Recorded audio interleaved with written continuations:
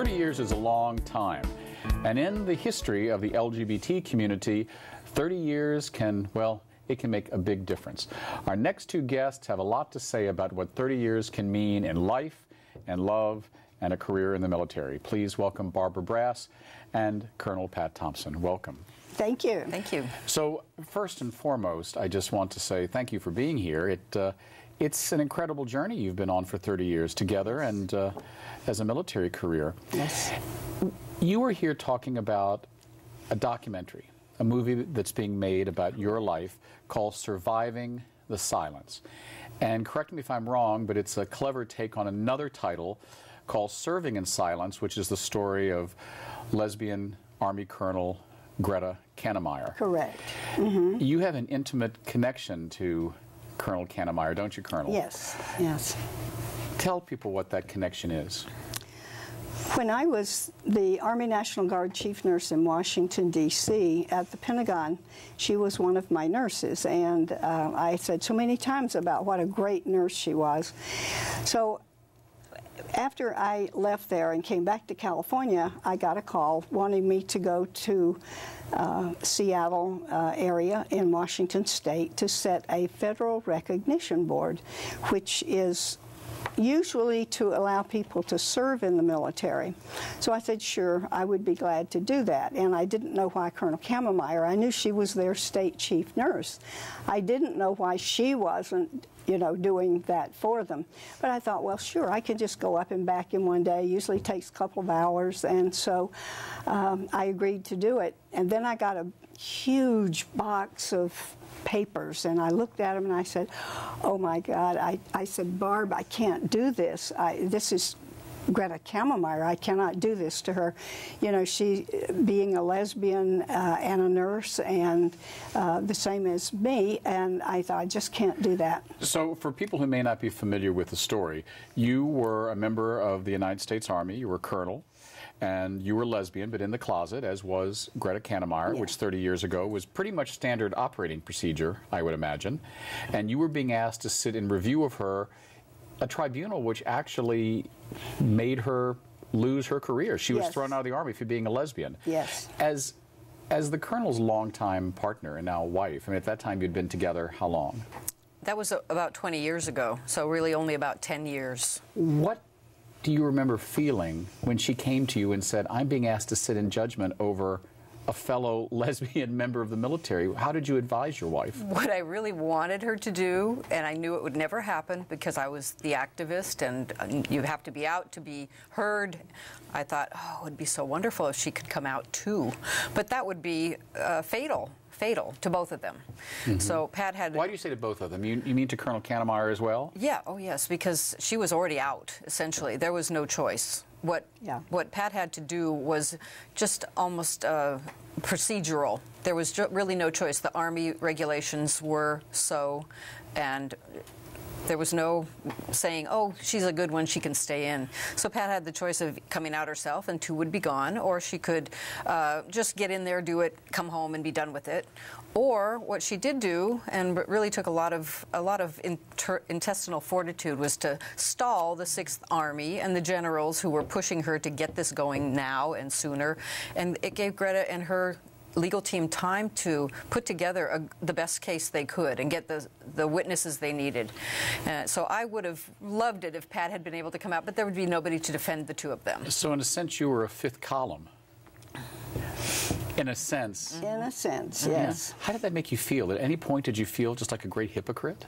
Yes, and I kept asking myself, why me? You know, I wasn't going to do it. I turned it down, and then 3 days later, I got a call. They said, Colonel Kannemeyer wants you to set the board. They said that Colonel Kannemeyer, in a sense who you were sitting in judgment on, wanted you to be there. Yes. Why do you think that was? She thought I would be fair.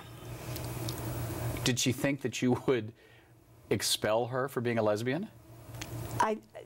I knew that I didn't have any choice, and she must have known that too. But she was just hoping beyond hope that... Well, it's kind of like asking your best friend to shoot the bullet when you're wounded on the battlefield. Exactly. So I went because she asked for me, and I did it, and it was it was devastating to me. You know, I came home, and thank goodness I had Barb there to be my support and to help me heal from all of that. Yeah, it was what was that like? Pretty awful. Well, we would talk. Usually those boards are an hour. Pat would fly up, come back, be done, and once this was standard operating procedure. Right, but this was 3 days of grueling testimony and tears, and family members of Greta's coming in and talking about what life was like and all that, and then the witnesses would come in and talk with all the education they had.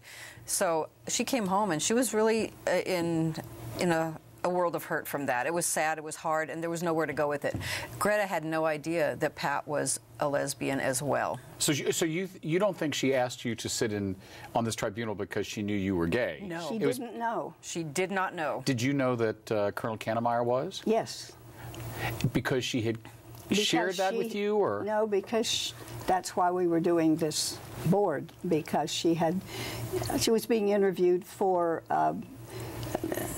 what she thought was a job that she wanted in the military, and during that interview they asked her if she was a lesbian. Right. She took a deep breath and said, "I am a lesbian," and that changed her life. Yeah, well, it changed everyone's life. Yeah. I mean, don't ask, don't tell, marriage equality. A lot of people, historians, I think, have pointed to the fact that the Kannemeyer case was kind of the tipping point for so many things, Yes. because here was a person with great self-respect, evidently respected within the service, and lost her job because she said, I'm a lesbian. She had 26 years of military service. And what was the result? Did she lose her pension? Did she lose all of that? Well, actually, one of the Ninth Circuit Court judges reinstated her, and I've learned that I was part of that what I had said to her when I took her federal recognition, that the judge was impressed with that, and that was part of his decision. And she served 3 more years. Right. And she retired with honors. I was going to say, and correct me if I'm wrong, but I think history, you know, I think there's a little asterisk beside her name. She's the first openly gay member of the U.S. military to serve. No, she was one of a few at the time. But one of the most significant, got a lot of play. One of the highest ranking. One of the highest ranking. Yeah, I mean, if Barbara Streisand makes a movie about you starring Glenn Close, kind of people hear about it. Yes. So who played you in the movie?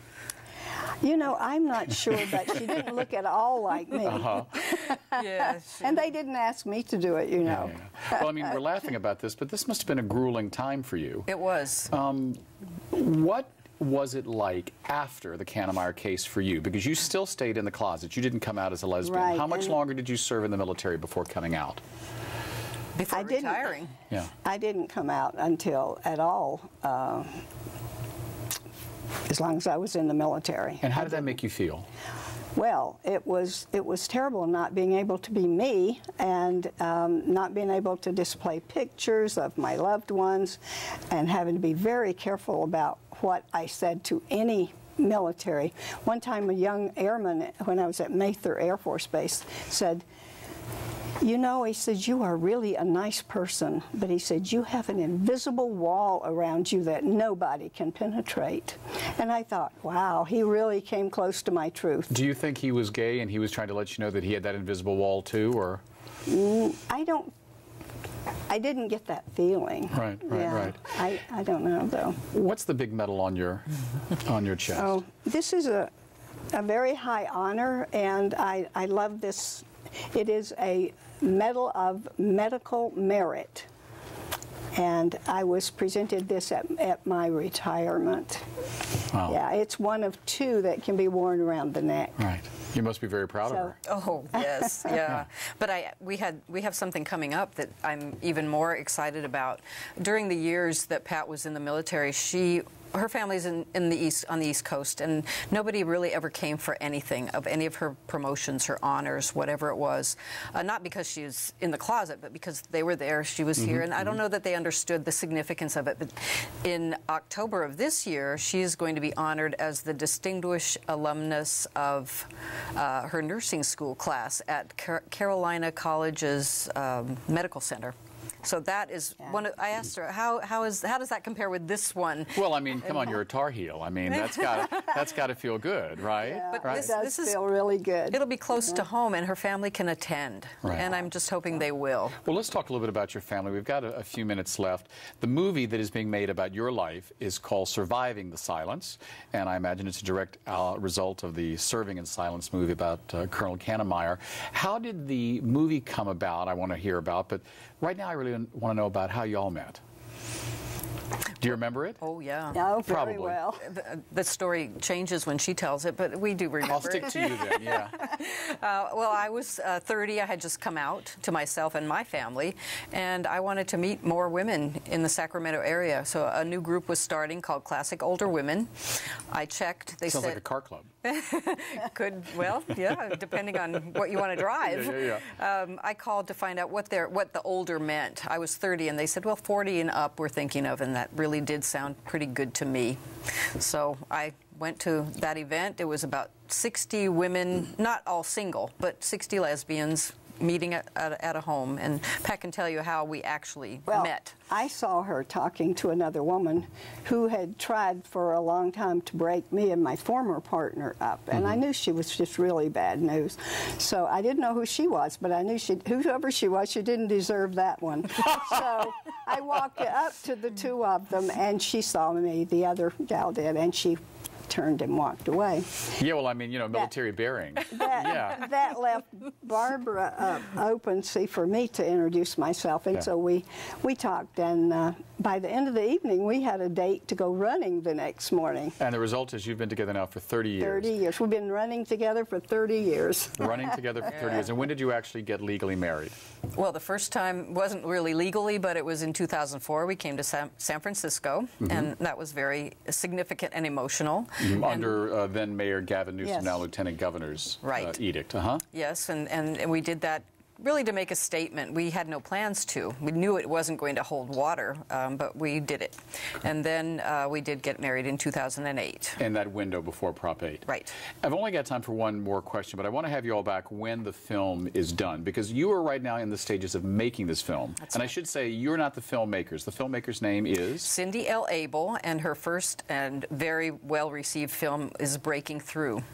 So she is a filmmaker in Atlanta, Georgia. And right now, it's all a matter of funding. Right. So hopefully next time this year we can have you on talking about the debut of Surviving the Silence at the Frameline Festival. So right now you're raising money for the film. Have you spoken to Colonel Kannemeyer since then? Oh. Here does she feel about this? The first time I saw her after the board was at the premiere of the movie, and it was here in San Francisco. I was working in Southern California, and so Barb would not hang up the phone until I said I'll come, and so I got through at 5 o'clock, had a taxi waiting, flew up here, crossed town in a taxi at peak traffic time, and I got there. I had missed the champagne stuff part of it, you know, so that was not good. But the first time I saw Greta, and she greeted me with a hug, which made me feel really good. And then the woman that wrote her book said, "Oh, I'm so glad to meet you," because she said, "I wanted to tell you that when I started going through all the papers and I was wanting to start writing this book, I just couldn't get started until I read the part that you said to her when you took her federal recognition." Wow. She said that gave me the incentive to write the book. And that made me feel so much better. That's when my healing started. So part of the healing has been now being on terms with Colonel Kannemeyer. Yes, yes. And we actually went to her retirement party in 97, I think it was. Yeah. Well, thank you both. Good luck on the film. I look forward to seeing it and having you back on, Colonel. And I understand your nickname is the General. Right. So the General and the Colonel. Thank you for both being on. Thank you. Next up, a leader of another type, our conversation with Tony Winokur, Senior Advisor to San Francisco Mayor Edwin M. Lee. We'll be right back.